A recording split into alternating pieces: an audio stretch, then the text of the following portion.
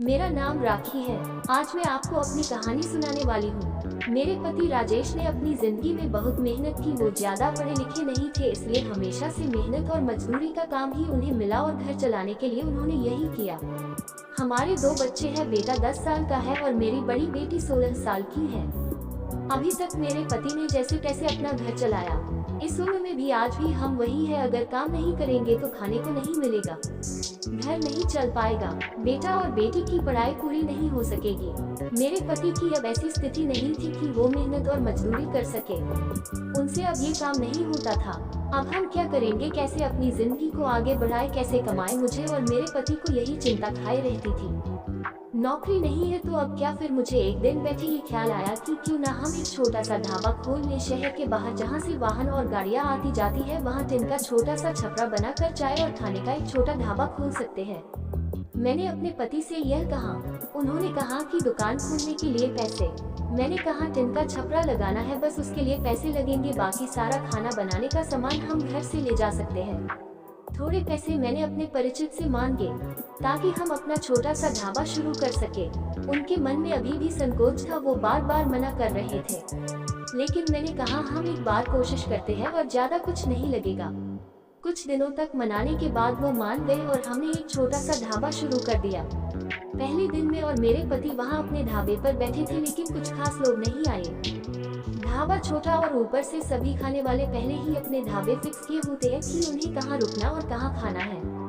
हमारा पहला दिन निराशा भरा था। कुछ दिन ऐसे ही गए, कोई इक्का दुक्का लोग चाय पीने रुका करते थे, लेकिन इतना नहीं होता था कि हम उससे अपना घर चला सके।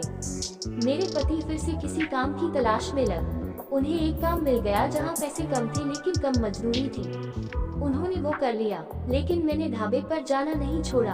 अब मैं अपने बेटे और बेटी के साथ वहाँ जाने लगी। हमने हिम्मत नहीं हारी और धीरे धीरे कुछ लोग हमारे यहाँ आने लगे। 1 महीने में ग्राहक और भी ज्यादा आने लगे। कोशिश करते करते अब हमारे यहाँ रुकने लगे थे। उन्हें घर जैसा खाना मिल रहा था, इसलिए हमारा छोटा सा ढाबा चल निकला।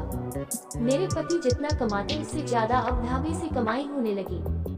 देखते ही देखते हमने जो छोटा सा ढाबा खोला था उससे हमारी आर्थिक स्थिति में बहुत सुधार हो गया। जो कर्जा लिया था वो भी उतर गया। हमें एक नई उम्मीद मिल गई कि सब कुछ अच्छा चल रहा था। ढाबे को खोले 6 महीने हो गए थे। हमारे चेहरों पर रंगत आ गई थी, लेकिन फिर ऐसा कुछ हुआ जिसके बारे में मैंने सोचा भी नहीं था। एक दिन घर से जब हम लोग ढाबे के लिए जा रहे थे, तब मेरे पति कहते हैं ढाबा आज से बंद, कोई भी अब वहाँ नहीं जाएगा। ये कहते वक्त वो बड़े ही गुस्से में थे। ऐसा गुस्सा मैंने उनके चेहरे पर आज तक नहीं देखा।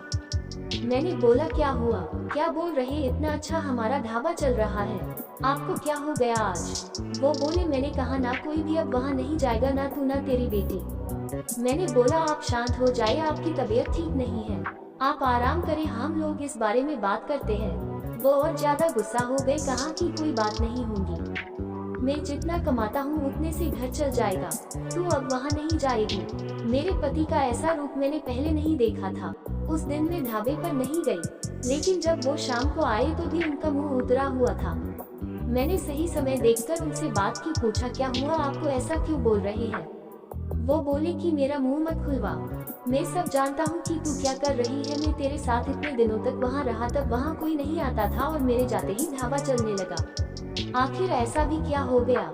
मेरे तो होश ही उड़ गए। वो क्या बोलना चाहते थे मैं समझ गई। ऐसी बात वो भी शादी के इतने दिनों बाद उनके मुंह से सुनकर मुझे यकीन ही नहीं हो रहा था कि यह मेरे पति है। मैं एकदम खामोश हो गई। रात को मेरे आंसू नहीं रुक रहे थे। मेरे मुंह पर अब ढाबे का नाम भी नहीं आया। इस तरह की बातें सुनने के बाद मेरा अब कुछ करने का मन ही नहीं किया। उस दिन से खामोश हो गई। अब कुछ करने को कहने को बचा भी नहीं था। मैंने सोचा था कि उनको कोई सफाई नहीं दूंगी, वो अपना काम करते रहे, लेकिन उनकी कमाई कम थी, उससे अच्छे से गुजारा नहीं हो पाता था। कुछ ही दिनों में जो पैसा जमा किया था वो खत्म हो गया। करीब 3 महीने बाद ही उनकी तबीयत खराब हो गई और वो बिस्तर पर आ गए। काम नहीं कर पा रहे थे। मैं जैसे तैसे उन्हें संभाल रही थी। घर में जब पैसा खत्म होने लगा तो कर्जा लेने की नौबत फिर से आ गई। मैं चाहती थी कि कहीं किसी के घर जाकर खाना बनाने या बर्तन धोने का काम करने लगूं, लेकिन उनकी तबीयत खराब थी और मैं नहीं चाहती थी मेरी किसी भी बात के कारण वो फिर उसी तरह की बातें करें। एक दिन वो बिस्तर पर थे, मैं उनके लिए खाना बना रही थी, तब उन्होंने मुझे बुलाया। बोली, मैं जानता हूँ उस दिन की बात तुम्हें बहुत परेशान कर रही है, लेकिन और तुम्हें लग भी रहा होगा को मैं तुम्हें ये कैसे बोल सकता हूँ, लेकिन वो शब्द और बातें मेरी नहीं थी। मैंने कानों में ऐसी बात आई थी, अपनी रिश्तेदारी में ऐसी बात हो रही थी। मैंने अपनी बीवी और बेटी को अकेले वहाँ छोड़ दिया। उन्हें देख लोग रुकते हैं जिससे कमाई हो रही। इस तरह की बातें मैं बर्दाश्त नहीं कर सकता।